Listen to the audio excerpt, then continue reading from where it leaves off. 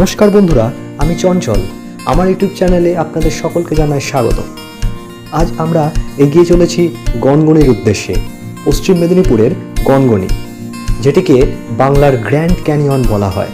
তো চলুন কিভাবে গনগনি যাবেন। সাঁতরাগাছি স্টেশন থেকে রূপসী বাংলা এক্সপ্রেস ধরে পৌঁছে যান গড়বেতা স্টেশন। গড়বেতা স্টেশন থেকে গনগনি টোটো করে মাত্র 15 মিনিটের রাস্তা। কলকাতা এবং কলকাতার পার্শ্ববর্তী অঞ্চল থেকে গাড়ি বা বাইকে গেলে 4 থেকে 4.5 ঘন্টার মধ্যেই পৌঁছানো যায় গনগনি। আমরা গনগনিতে এসে পৌঁছালাম। এখানে গাড়ি পার্কিং করে আমরা যাব নিচেতে।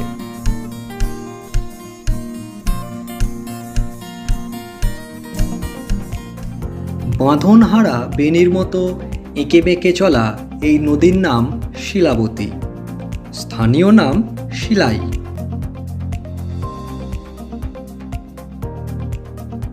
সিঁড়ি দিয়ে নিচে নামলেই আমরা পৌঁছে যাব সেই কাঙ্ক্ষিত স্থানে।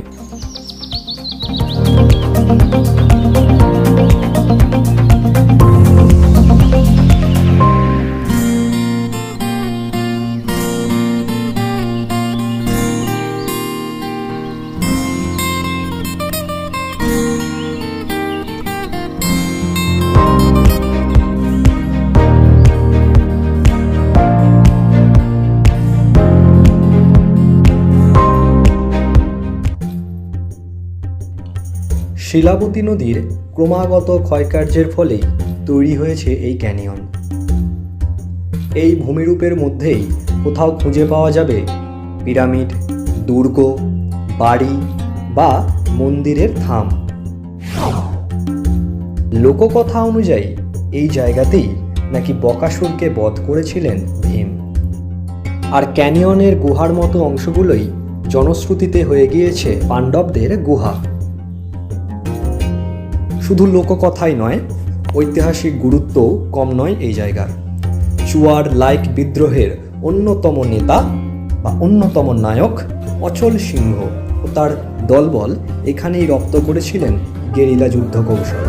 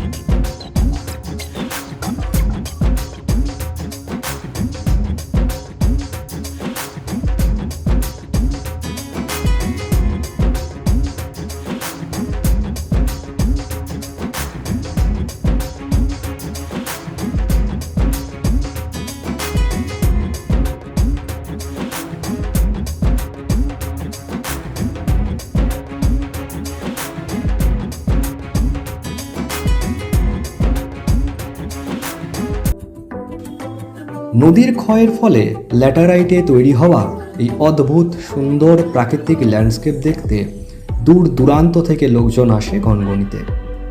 তাদের মধ্যে একটা বড় অংশ অবশ্যই ভূগোলের ছাত্রছাত্রীরা। গবেষকদেরও নিয়মিত আনাগোনা রয়েছে এখানে।